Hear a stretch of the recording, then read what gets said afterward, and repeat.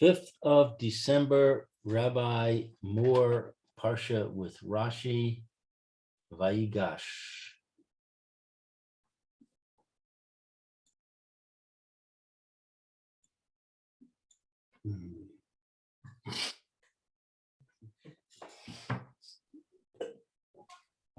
Okay. Good Chodesh to you all. Good Chodesh, Rabbi. How are you? Baruch Hashem. Okay.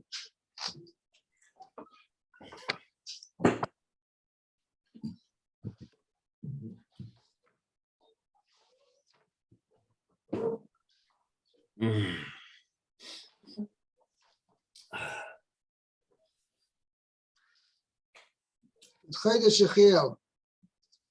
Good choice you too, Rabbi. Okay, we're starting now Parshas Vayigash. Okay.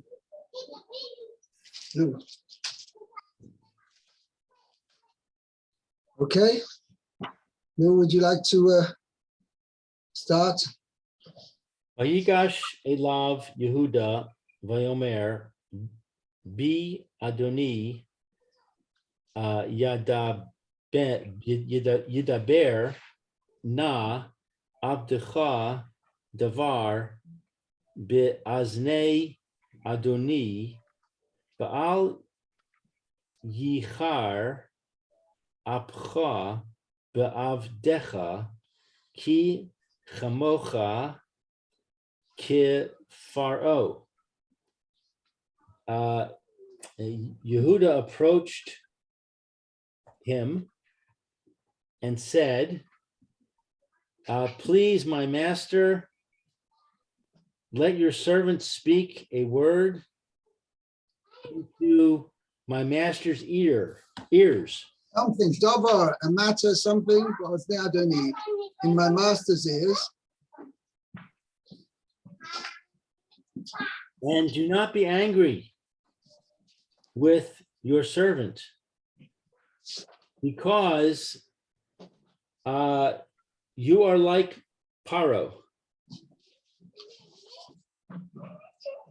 Rashi says,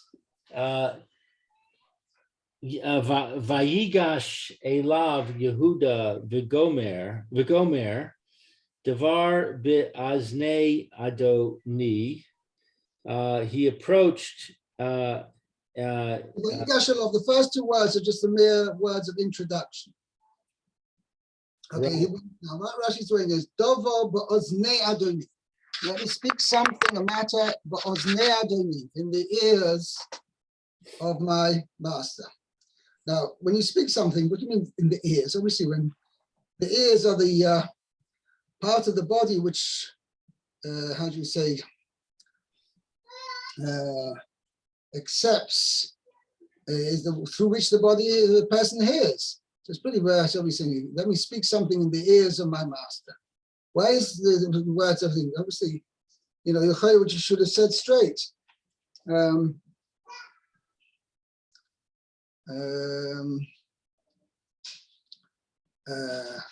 do you say it?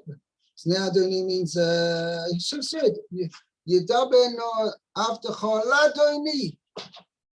Speak to my master. Yikansu Devarai Be'aznecha. Let my words penetrate your ears. right. Va'al yichar apcha, and do not be angry.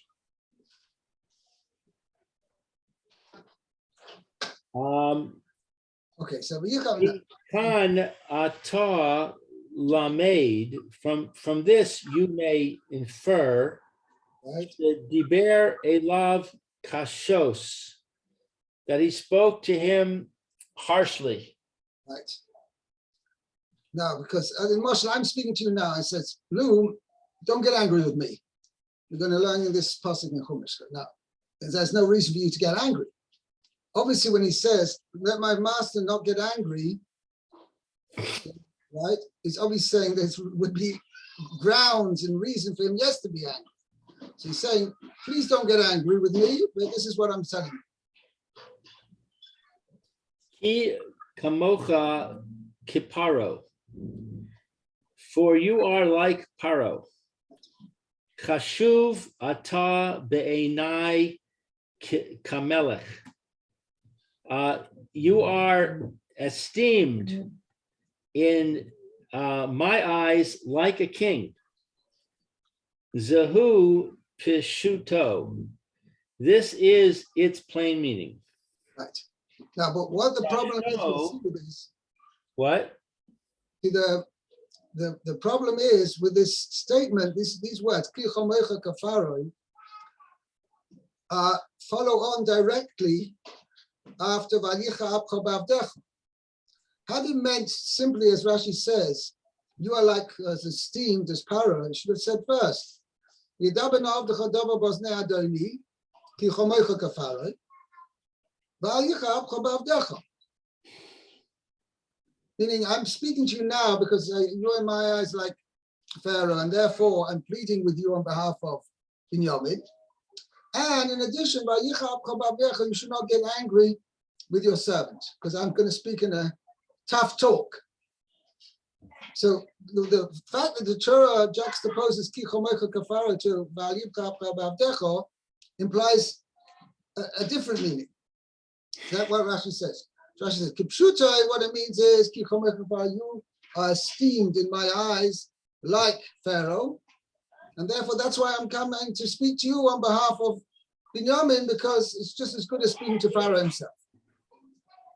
That's the simple pshat. Umidrashoi, But its midrashic explanation is Sofcha lil kos bitzarasa bitzaraav Tzara'as. bitzaraas. Ultimately, you will be stricken with tzaras. Taras, right? Which means taras, the same taras we have mentioned in Parshas Tazria, Metzora. Kamo shelaka paro. Like Paro was stricken. Al yidei ze kanti Sarah. Ziknati, my grandmother, On account of my grandmother Sarah. right? Al laila achas she kiva. Ikva. On account of one night, Sheikva, I say sheikva. Because for one night she was detained. Devar acher. Alternatively, ma paro gozer.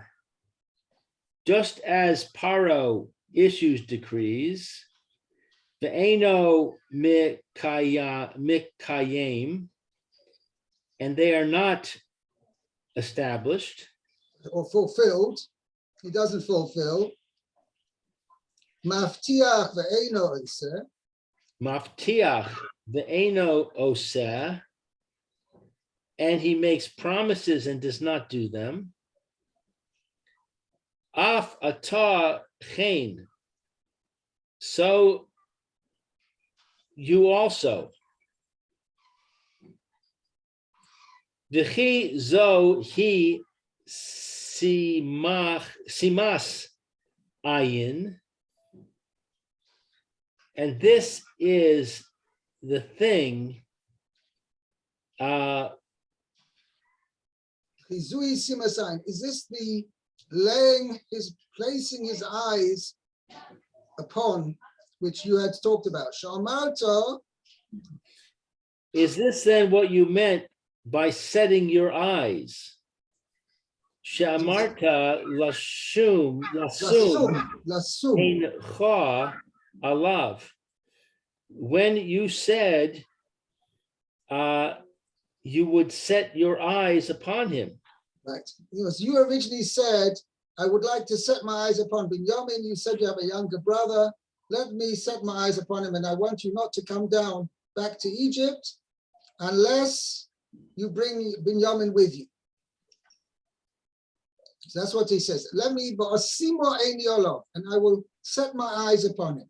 I just want to take a look at him. I want to see who he is. Okay, the other Rishonim learn slightly different. Parsha, that's how Rashi learns. He wants to just set his eyes upon him. Now, this is what you call just taking a look. You did a really nasty trick on him, and you've falsely accused him of stealing your goblet.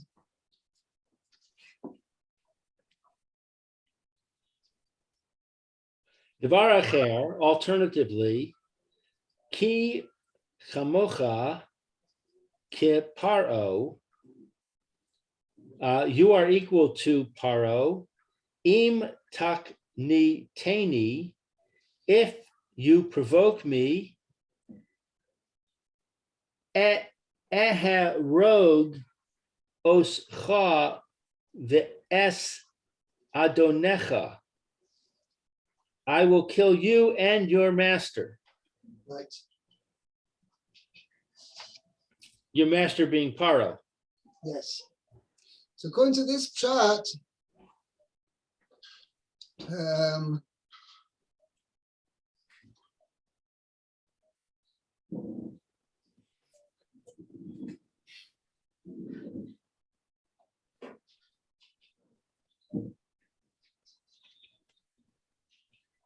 just 1 second. According to this chart, meaning he's saying you and Paro are going to have the same fate. Whereas if you try to provoke me, you're going to end up both with the same fate. So is Rashi saying that Yehuda actually said all these words? Right. I'm not sure whether she said Percy said, but all these explanations were implied in his words.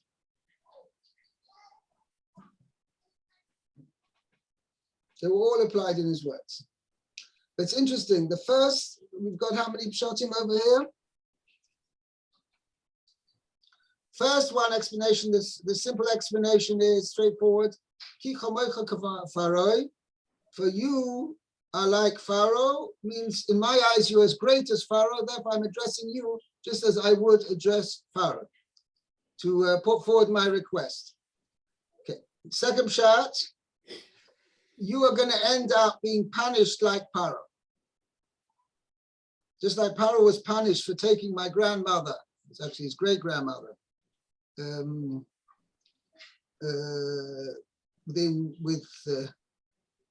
how should I say, unholy intentions.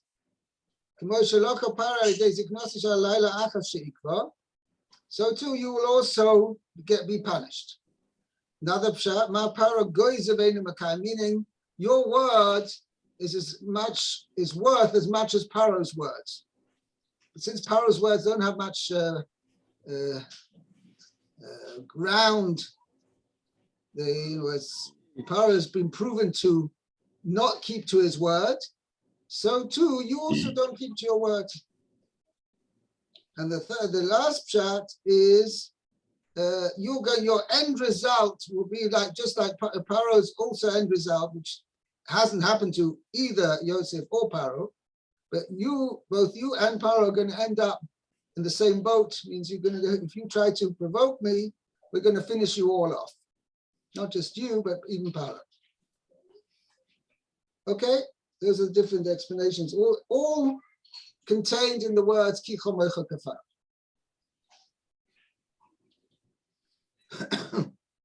Okay, let's continue.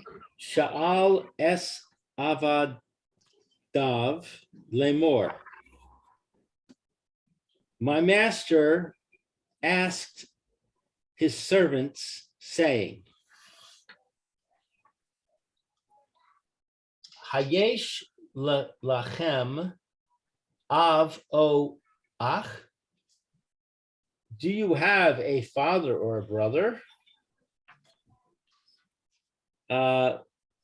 Rashi says, Adoni Sha'al es Avadav. My master asked his servants, Mitechila ba'alila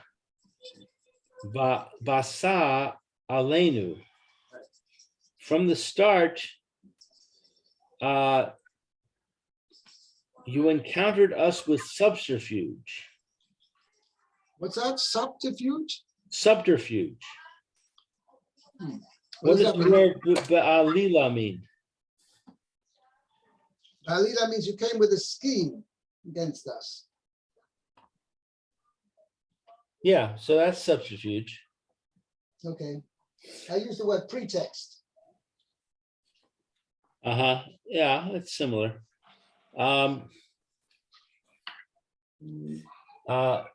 Lama haya lecha lishol kol ela.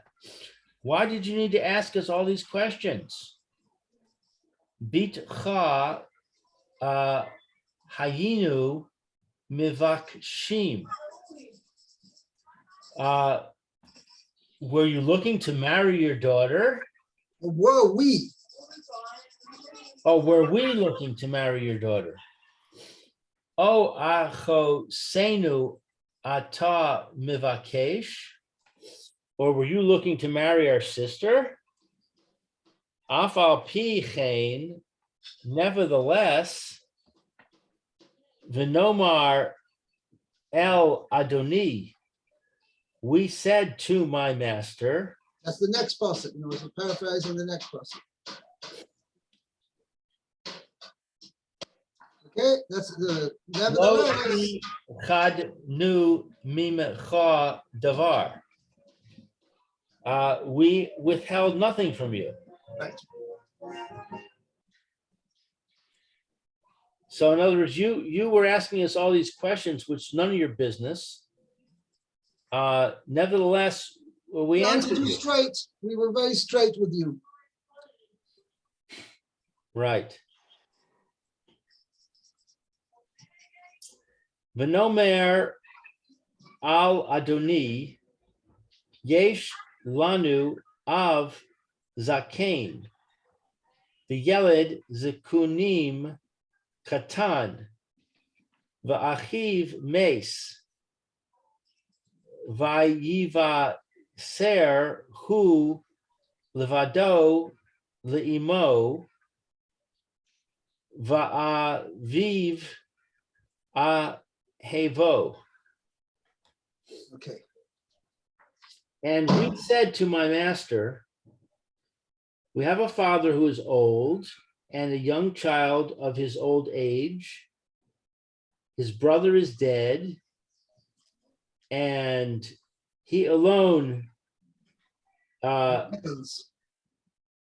survives his mother's children. He alone remains to his mother.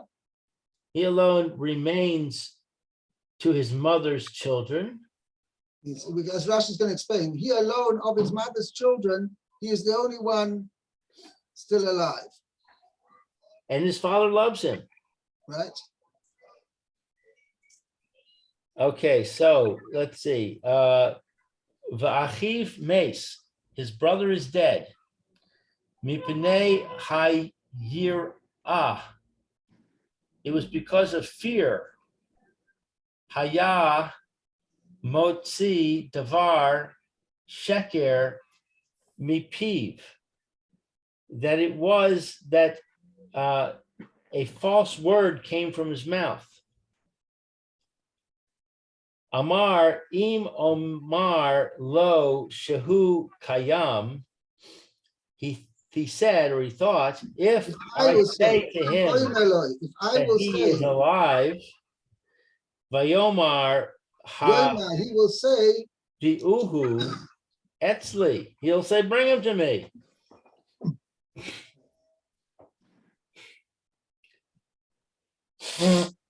Levado leimo, alone of his mother. me osa. So Rashi's brother, let me explain to you what it means, because Rashi's brother, on the one hand, it says, so it implies here that he alone remains to his mother, that the mother's still alive. That's the Parsha, is what it means. He alone remains to his mother. That means the mother's still alive, and he's the only surviving son of the mother. The mother's still alive. So Rashi goes to explain, no, that's not pshat.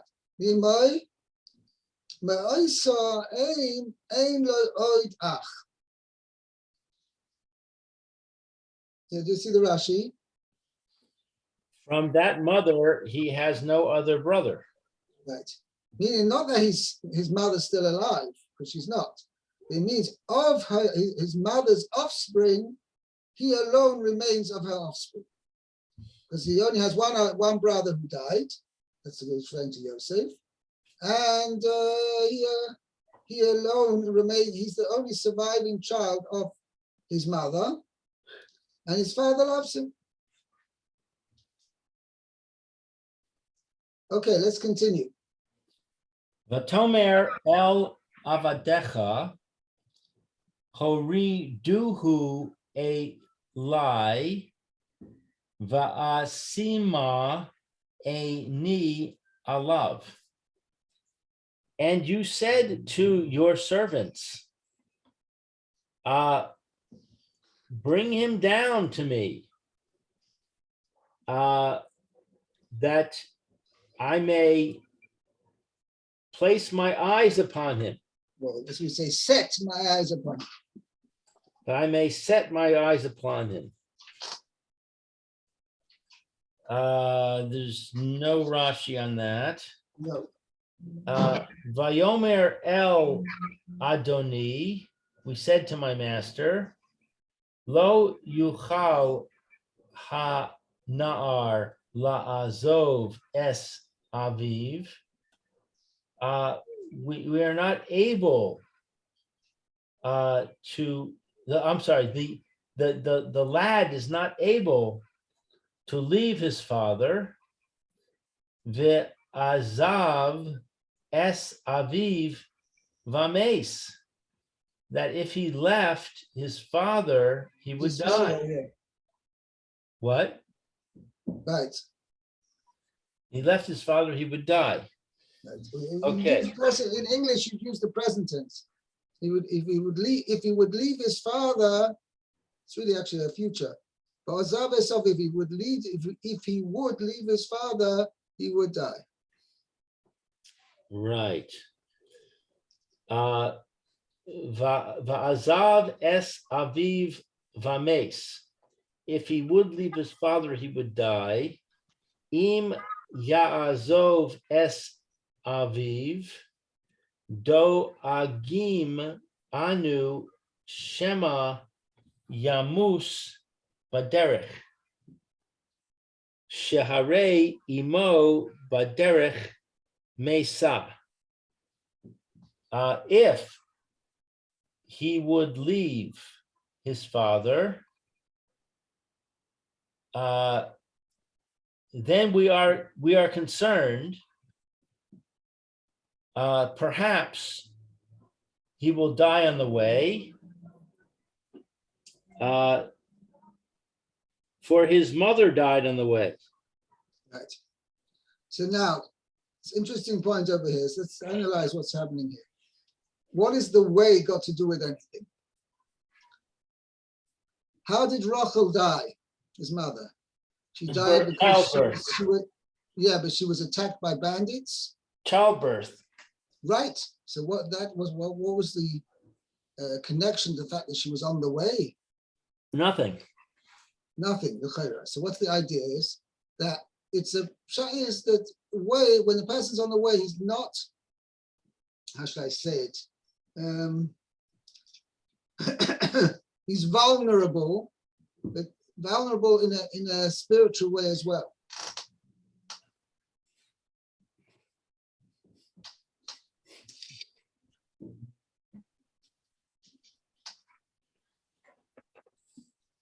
I don't have notes on it too.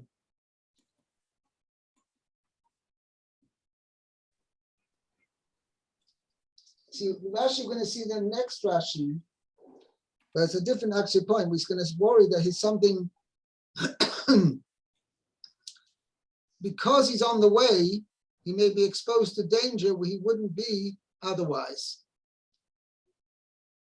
There's another point over here as well. It sounds like the fact that if he leaves his father, he will die.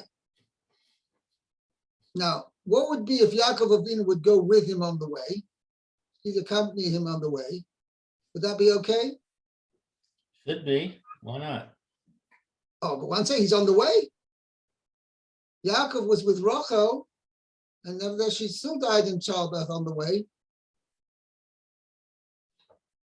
But that's not the point. The point is that if Benjamin leaves Yaakov, Yaakov will die. So if But no, but Yaakov that's the goes point. with No, him, then the point Yaakov is will saying die. over here. That's exactly the point. Rashi's saying we're worried that Binyamin is going to die. We worry Shemo Yomus Baderech. He's going to die on the way. Who's on the way? Yaakov's not on the way. He's at home. Sharei Imoy Baderech Meis. Whose mother? Well, when it says if he left his father, he would die, who is he? He is Binyamin. Uh-huh. That's clear from Rashi.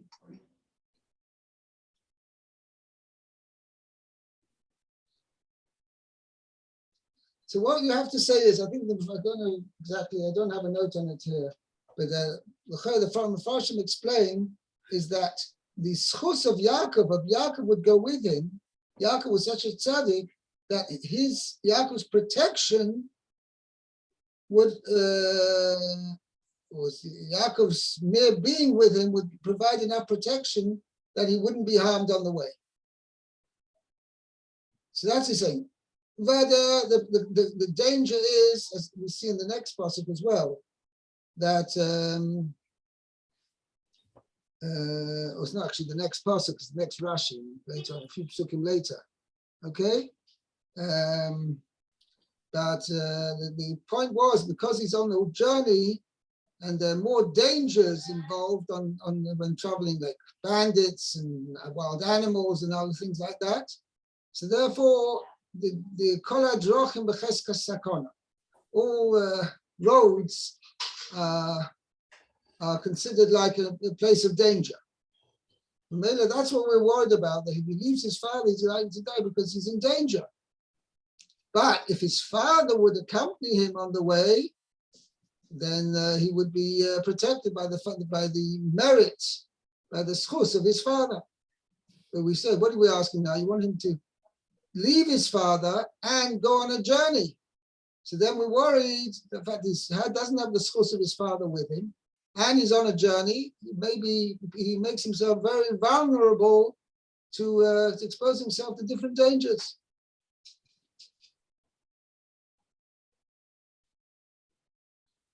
Okay. But I wanted to just make. What does that have to do with his mother dying en route? Oh, so that remains still a bit of a question, because Maisa, even though she died en route, as we mentioned before, the chayah was nothing to do with the fact she was on the road. She died in childbirth. Right. I don't know. It's a good kasha. I don't know.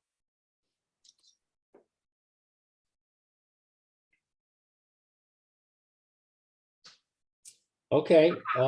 So 23. 23. A few psukim out. The next Rashi is on pasuk 29. Okay, so let's read it through now.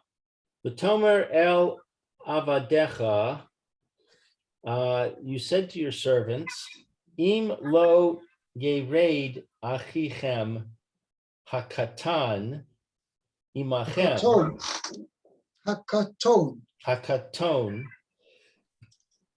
If you do not come down with your younger brother with you, lo so sifun liros panav. Panai.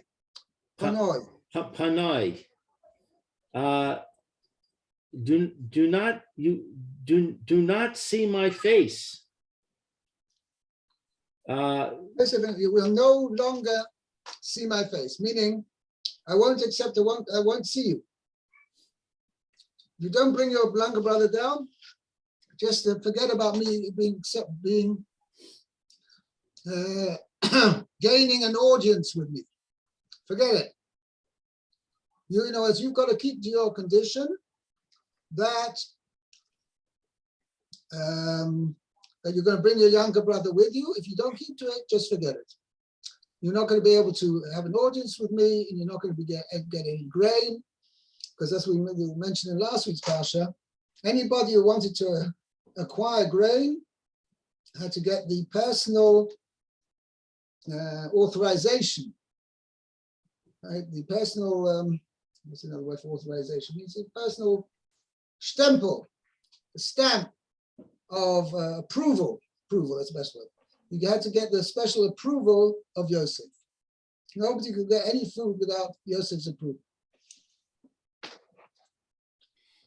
Okay? Vayihi ki alinu el abdecha avi. And it was that we went. When we went, key, where is in the sense of when we went to your servant, my father. It's actually more precisely, we went up. We went up to your servant, my father. Vanaged lo ace divrei Adoni, and we told him the words of my master. Vayomer Avinu, our father said, Shuvu Shivru Lanu Me'at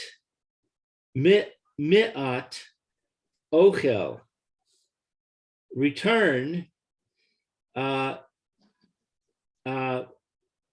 and purchase for us a little bit of food. Right. Vanomer lo nuchal la redet. We said we are not able to go down. Im yesh achinu hakaton itanu. If our youngest brother is not with us. No, is with us. If our youngest brother is with us, then we go down. Then we will go down. Vayardnu, we will go down. Vayoradnu, then we will go down. Vayaradnu. Ki lo nuchal lir'os pnei ha'ish. For we are not able to see the face of the man. V'achinu hakaton einenu itanu, unless our youngest brother is with us. Yeah, it was actually, yeah. In other words, it's actually more straight. We're unable to see the face of the man, and our youngest brother is not with us. Vayomer Abdecha Avi Elenu, and your servant, my father, said to us, Atem Yadatem, you know, Ki Shenayim Yauda Li Ishti, that two children,